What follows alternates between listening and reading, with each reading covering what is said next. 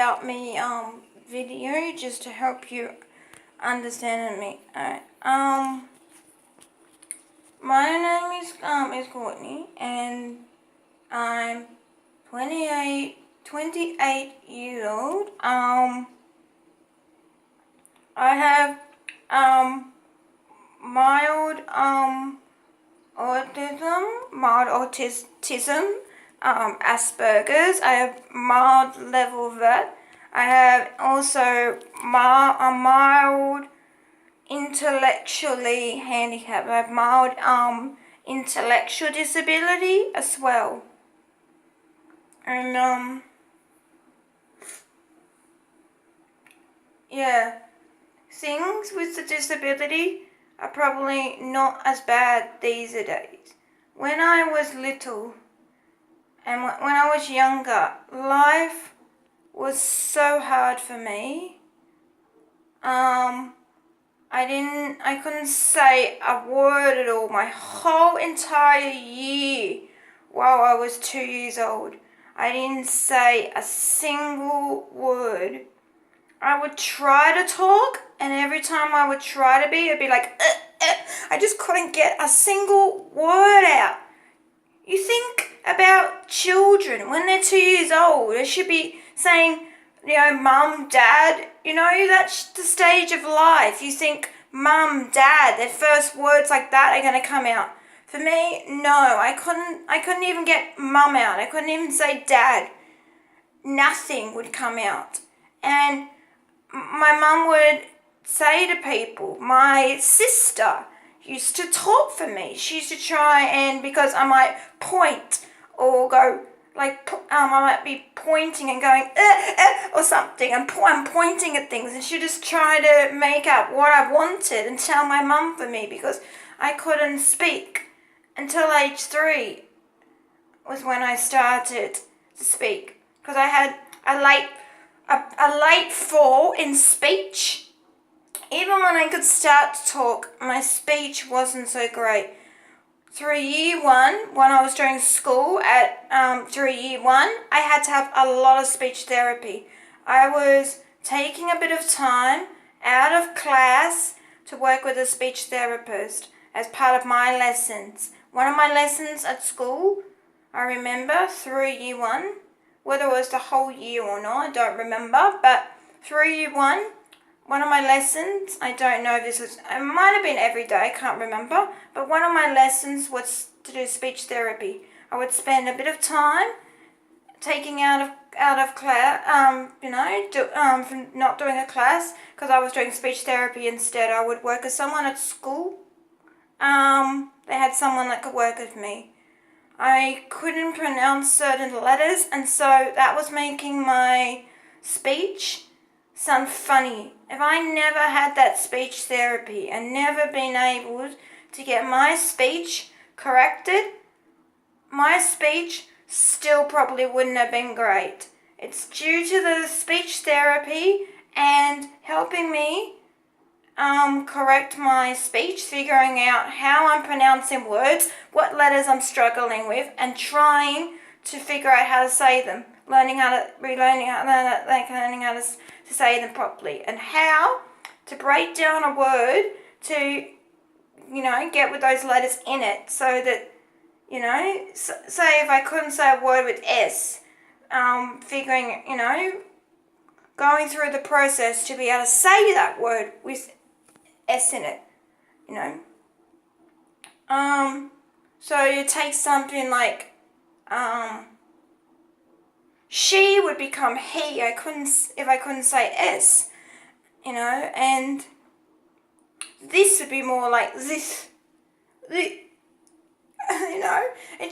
just made my speech not sound great,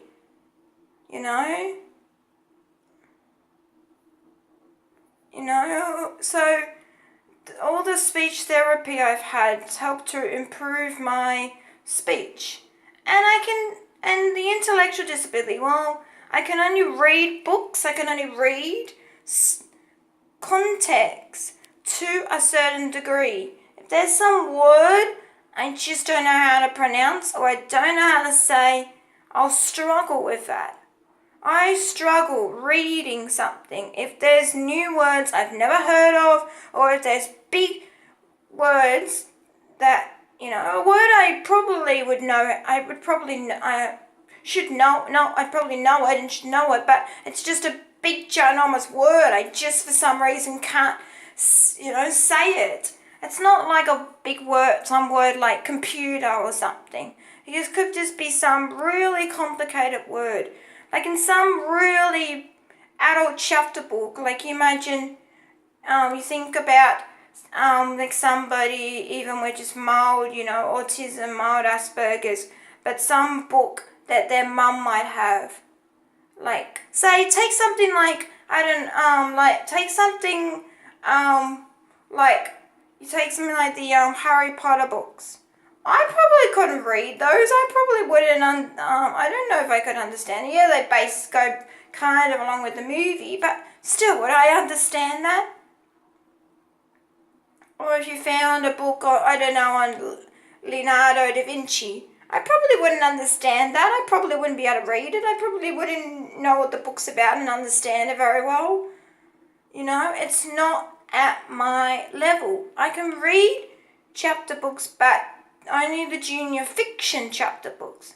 I'm not as great as some people that could read much harder books than the junior fiction stuff. So I have to deal with books that have very short words in them and quite simple. Take something like The Warrior Cat, for instance. Just look up a text from the Warrior Cat books, and then look at something like think about some book that's much harder than it, and compare it. You'd see what I mean. It's that simple, and but I don't let my disabilities, get in the way of life. I still get on with life, and though people have always have put me down. I've been teased for being half deaf, being partially deaf in one ear, and people have said to me, well, why do you have questioned me, or why do you wear a hearing aid? And yes, I've been put down, but I've tried to figure out how to deal with it and try to not let it get to me. Because of my disabilities, I do get anxious at times. When I had to have an operation to have my appendix taken out, my mum couldn't be with me. My mum wasn't with me. One of the nurses went with me. So I was feeling really anxious about it and actually quite scared, and I was getting really upset over it, and thinking about an operation, sometimes it still does mean that, it saved my life. Otherwise, if it burst, it could have erupted a lot of other things, could have done damage to things. Who knows if I would have still been alive? If I haven't had that, you just don't know. It could have really affected my life. All those years back on that day when I had it, and I'm just glad that they got to it in time at one hospital that finally realised it, alright, it's there, it's time to, it's come down, to earth, or something, I need to get out straight away. But the hospital recognised any time that I had really bad stomach pains, that was the hospital finally recognising this was the reason I ever had those. And and the vomiting that might go along, and no one could figure out that something like that until they finally did and I had the surgery. But the nurse was with me and was just trying to help me, as I was about to go into theatre and have that surgery, because, I was feeling really anxious and scared, and often in certain situations I do get very anxious and scared, and I do have this Asperger's, and and a lot, when I do occasionally, I get scared and overwhelmed, in certain situations. It's just sometimes it can happen. Maybe not as much as it happens to other people with Asperger's, but it does occasionally. It can happen to me. I just, and I do feel this. Feeling of being scared, it could be, not liking high up things and getting frightened over it and feeling anxious, but but this is in a different way to just normal regular people, because I'm not a normal regular people. I do have these disabilities, and for the rest of my life, Am I hearing in the right ear? I can't listen to music in my right ear. If I had an earbud in this ear, I wouldn't know what I was listening to.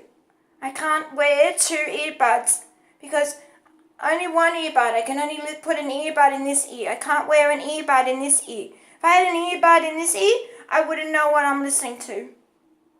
It would be very soft and faint, so I wouldn't know what I was listening to, and that does not help me.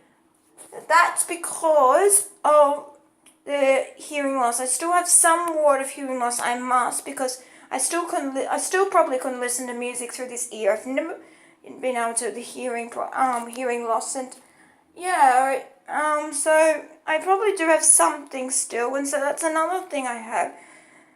I was born partially deaf, and I was born with this like a 30% hearing loss, and it's like I don't know if I was ever going to gain all that hearing loss back. Some of it I might have gained back, and maybe some of it's still not. But something I was going to have to face for the rest of my life, and just accepting this is who I am.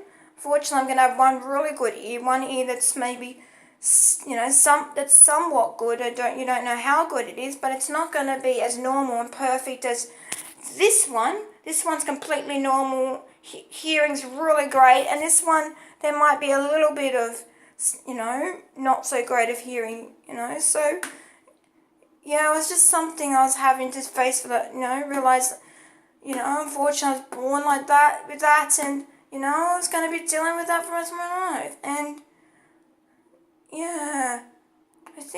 I think particularly for my mum, it really hit home when a preschool teacher, when I was little, when I was 3 years old, a preschool teacher at early intervention said she was trying to get my attention and was calling for me, and then when she seen me, I was saying, I've been trying to get your daughter, something, and I was calling her name many times, and she was just not responding. I think you should get her hearing checked, because she might not be able to hear well.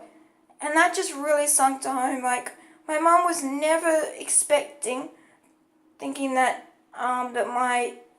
that there was anything wrong with my hearing, and she was surprised to hear that from someone, and that I was gonna have to have hearing aids made, and one hearing aid made. It was just awful, and it was gonna affect my life, and but I wouldn't be who I am if it wasn't for the way I am. I mean, I feel like these just make me a special person, because I am special. I'm not a normal regular person. I do have these disabilities and hearing loss and stuff, and so I feel like it just makes me a special person, and I feel so strong with this, and I won't take any mean, nasty, harshful comments. I'm not taking anybody criticize my disabilities. This is who I am, and I need you to accept me for who I am. Yes, I have these disabilities, but don't criticize me that I have these. I won't be made fun of and laughed at because I'm not normal. I won't be teased at, and because, I won't tolerate anybody putting me down and making me upset. So do not criticize me just because I have disabilities, and don't be no mean, nasty comments, nothing. Okay? I was born with these disabilities and stuff, and if you're someone that's just born this way, well, you've got to live like that for the rest of your life. you can't just get rid of a disability. It won't just go away like that. So some people didn't understand that I have these disabilities. They think, oh, the Asperger's, it's just going to go away just like that. No, you can't get rid of it. If you're born with a disability, you can't just get rid of it. You're stuck with it for the rest of your life. You know? So you just got to figure out how to deal with it. And I just hope that gives you a bit of an insight and you understand a bit more to my life.